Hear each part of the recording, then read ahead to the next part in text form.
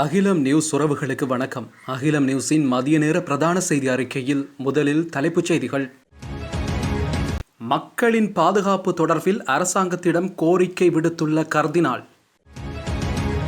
மக்கள் மீண்டும் வரிசையில் காத்திருக்க நேரிடும் எச்சரிக்கை விடுக்கும் ஜனாதிபதி.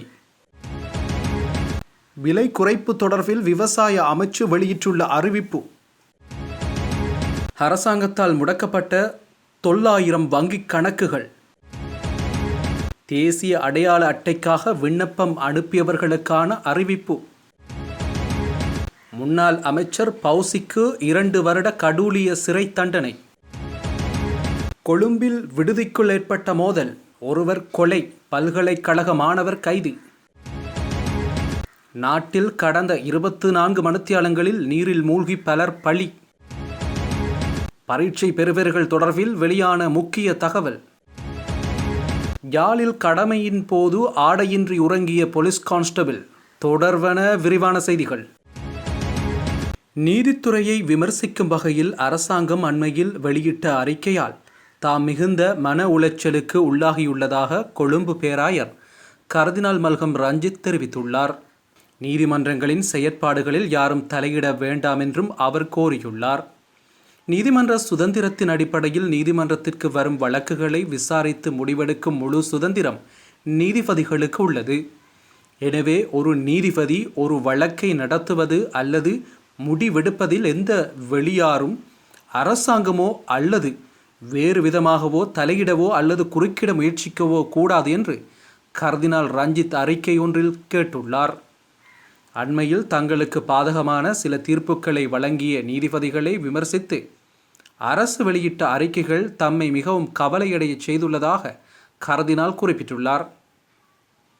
நீதித்துறையின் முழுமையான சுதந்திரம் என்பது அரசியலமைப்பின் மூலக்கல்லாகும். இது நிறைவேற்று அதிகாரம் அல்லது பிற அரசு நிறுவனங்களின் அத்துமீறலுக்கு எதிராக ஒரு அரணாக செயல்படுகிறது. எனவே மக்கள் பாதுகாப்பின் கடைசி கோட்டையாக விளங்கும் நீதித்துறையை தாக்க வேண்டாம் என்று சம்பந்தப்பட்ட அனைவரையும் கோருவதாக கர்தினால் குறிப்பிட்டுள்ளார். எதிர்வரும் ஆண்டு பிப்ரவரி மாதம் முதல் மக்கள் மீண்டும் வரிசையில் காத்திருக்க நேரிடும் என ஜனாதிபதி ரணில் விக்ரமசிங்கே தெரிவித்துள்ளார். தற்போதைய அரசாங்கத்தை மாற்றி சஜித் பிரேமதாசா அல்லது அனுர திசாநாயக்க ஆகியோரில் யாரையேனும் ஜனாதிபதியாக தெரிவு செய்தால் நாட்டில் மீண்டும் நெருக்கடி நிலை ஏற்படும் என அவர் குறிப்பிட்டுள்ளார். கொழும்பில் சட்டத்தரணிகளுடன் நடைபெற்ற சந்திப்பின் போது ஜனாதிபதி இதனை தெரிவித்துள்ளார். சர்வதேச நாணய நிதியத்துடனான உடன்படிக்கையில் திருத்தங்களை செய்ய முயற்சித்தால் இந்த நிலைமை ஏற்படும் எனவும் அவர் சுட்டிக்காட்டியுள்ளார். 18 நாடுகள் சர்வதேச நாணய நிதியம், ஆசிய அபிவிருத்தி வங்கி, உலக வங்கி உள்ளினவற்றுடன் ஒப்பந்தங்கள் கைச்சாதிடப்பட்டுள்ளதாகவும் தெரிவித்துள்ளார். இந்த உடன்படிக்கையின் பிரகாரமே எதிர்காலத்தில் செயற்பட வேண்டியிருப்பதாகவும் தெரிவித்துள்ளார். சர்வதேச நாணய நிதியத்துடன் மட்டும் பேசி பயனில்லை, நாடுகளுடன் பேச வேண்டியுள்ளது எனவும் நாடுகளுடன் பேசுவது சுலபமானதல்ல எனவும் அவர் குறிப்பிட்டுள்ளார். அரச உர நிறுவனத்தினால் உற்பத்தி செய்யப்படும் 5 வகையான உரங்களின் விலைகளை குறைக்க விவசாய மற்றும் பெருந்தோட்ட கைத்தொழில் அமைச்சு நடவடிக்கை எடுத்துள்ளது. இதற்கமைய தேயிலை செய்கைக்காக பயன்படுத்தப்படும் T200, T750, U709, U834, T65 ஆகிய 5 வகையான உரங்களின் விலை குறைக்கப்பட்டுள்ளது. தேயிலைக்கு பயன்படுத்தப்படும் 50 கிலோகிராம் உரமூட்டையின் விலை 4000 ரூபாவினால் குறைக்கப்பட்டுள்ளது. இந்த உரமானியத்தை வழங்குவதற்கான மொத்த செலவும் 2400 மில்லியன் ரூபாவாகும். நிலுவையிலுள்ள வரிகளை வசூலிப்பதற்காக மொத்தமாக 900 வங்கிக் கணக்குகள் முடக்கப்பட்டுள்ளதாக நிதி ராஜாங்க அமைச்சர் ரஞ்சித் சேம்பலாபிட்டிய தெரிவித்துள்ளார். முறையற்ற வரி வசூல் குற்றச்சாட்டுகள் இருந்த போதிலும் இந்த நிலுவைத் தொகையை வசூலிக்க அரசாங்கம் பயனுள்ள நடவடிக்கைகளை எடுத்துள்ளது என்றும் அவர் குறிப்பிட்டுள்ளார். இந்த நிலையில் சர்வதேச நாணய நிதியம் நாட்டிற்கு பிரச்சினைகளை உருவாக்க விரும்பவில்லை என்றும் அதன் நிதி நிர்வாகத்தை தொடர்ந்தும் கண்காணித்து வருவதாகவும் அமைச்சர் தெரிவித்துள்ளார். 2 ஆண்டுகளுக்கு முன்னர் இருந்த நிலைமைக்கு நாட்டை திரும்ப முனைவோர் ஆட்சிக்கு வந்தால் சர்வதேச நாணய நிதி உடன்படிக்கையை திருத்துவது குறித்து பரிசீலிக்கலாம் என்றும் அமைச்சர் குறிப்பிட்டுள்ளார். தேசிய அடையாள அட்டைக்காக விண்ணப்பம் அனுப்பி அவை கிடைக்கப்பெறாதவர்களுக்கு விசேட கடிதம் ஒன்று வழங்கப்படவுள்ளதாக அறிவிக்கப்பட்டுள்ளது. ஜனாதிபதி தேர்தலில் வாக்களிப்பதற்காக இந்த விசேட கடிதம் வழங்கப்படும் என ஆட்பதிவு திணைக்களத்தின் தென்மாகாண உதவி ஆணையாளர் MLA சஞ்சீவ தெரிவித்துள்ளார். ஒருநாள் சேவையினூடாக தென்மாகாண காரியாலயத்தில் 300 தேசிய அடையாள அட்டைகள் நாள்தோறும் விநியோகிக்கப்படுவதாக தெரிவித்துள்ளார். நாட்டின் எந்த ஒரு பாகத்தில் வசிப்பவரும் இதற்காக விண்ணப்பம் அனுப்ப முடியும் எனவும் குறிப்பிட்டுள்ளார். சாதாரண சேவையினூடாக வருடம் ஒன்றுக்கு 40,000 முதல் 45,000 தேசிய அடையாள அட்டைகள் வழங்கப்படுவதாகவும் தெரிவித்துள்ளார். இந்த ஆண்டு முதல் 6 மாத கால பகுதியில் 26,696 அடையாள அட்டைகள் விநியோகம் செய்யப்பட்டுள்ளதாக தெரிவித்துள்ளார். விண்ணப்பம் செய்த அனைவருக்கும் ஜனாதிபதி தேர்தலுக்கு முன்னதாக தேசிய அடையாள அட்டைகளை விநியோகம் செய்ய நடவடிக்கை எடுக்கப்படும் எனவும் அவர் குறிப்பிட்டுள்ளார். அவ்வாறு வழங்கப்பட முடியாதவர்களுக்கு தேர்தலில் வாக்களிப்பதற்கான விசேட கடிதம் ஒன்றும் வழங்கப்பட உள்ளது. முன்னாள் அமைச்சர் AHM ஃபௌசிக்கு ஒத்திவைக்கப்பட்ட 2 வருட கடூழிய சிறை தண்டனை விதிக்கப்பட்டுள்ளது.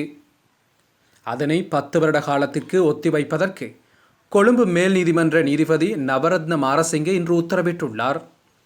அரசாங்கத்திற்கு சொந்தமான அதிசொகுசு வாகனத்தை முறையற்ற வகையில் பயன்படுத்தியமை உறுதி செய்யப்பட்ட நிலையில் அவருக்கு தண்டனை விதிக்கப்பட்டது. இன்றைய வழக்கு விசாரணையின் போது ஒத்திவைக்கப்பட்ட சிறை தண்டனையுடன் 4 லட்சம் ரூபாய் அபராதம் செலுத்துமாறும் நீதிபதி உத்தரவிட்டுள்ளார். குற்றவாளியாக அறிவிக்கப்பட்டுள்ள பௌசி 2010ஆம் ஆண்டு அனர்த்த முகாமைத்துவ அமைச்சராக செயற்பட்டார்.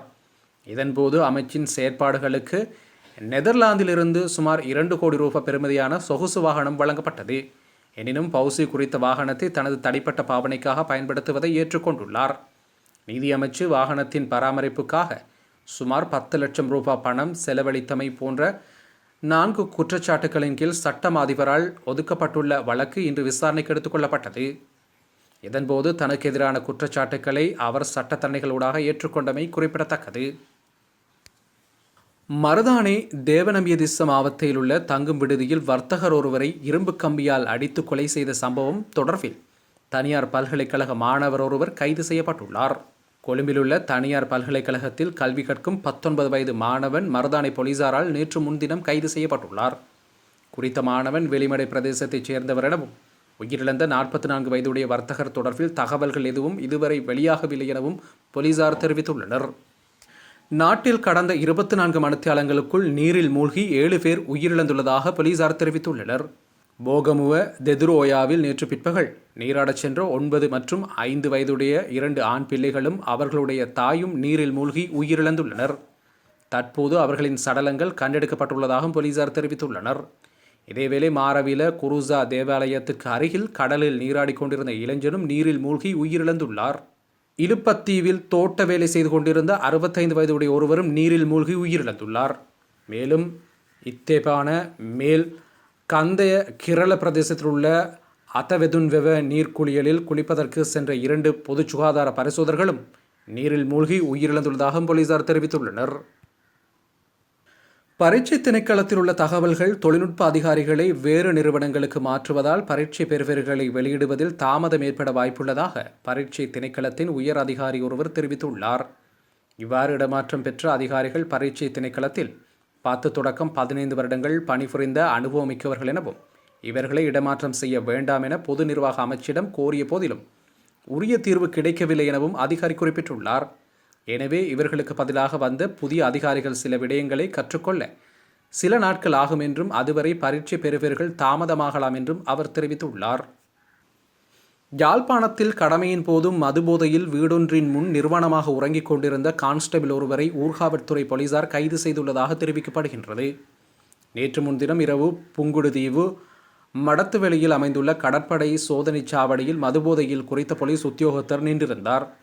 அவரால் பொதுமகன் ஒருவர் தாக்கப்பட்டதாக குறிப்பிட்டு வீடியோ ஒன்று சமூக ஊடகங்களில் வெளியான நிலையில் அதில் போலீஸ் உத்தியோகத்தர் மதுபோதையில் தள்ளாடுவது தெரிந்தது. பின்னர் போலீஸ் உத்தியோகத்தர் புங்குடுதீவில் உள்ள வீடொன்றுக்குள் சென்று வீட்டின் முன்பகுதியில் நிர்வாணமாக தூங்கியுள்ளார்.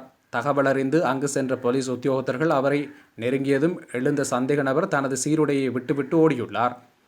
அவர் தப்பிச் செல்ல முயன்றபோது கம்பி வேலியில் சிக்கி காயமடைந்ததாக போலீசார் தெரிவித்தனர்.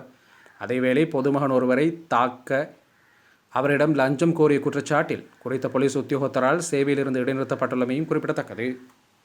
இத்துடன் அகிலம் நியூஸின் மதிய நேர பிரதான செய்திகள் நிறைவுக்கு வருகின்றது. இலங்கையின் பிரதான செய்திகளை அறிந்து கொள்ள அகிலம் நியூஸுடன் இணைந்திருங்கள். நன்றி, வணக்கம்.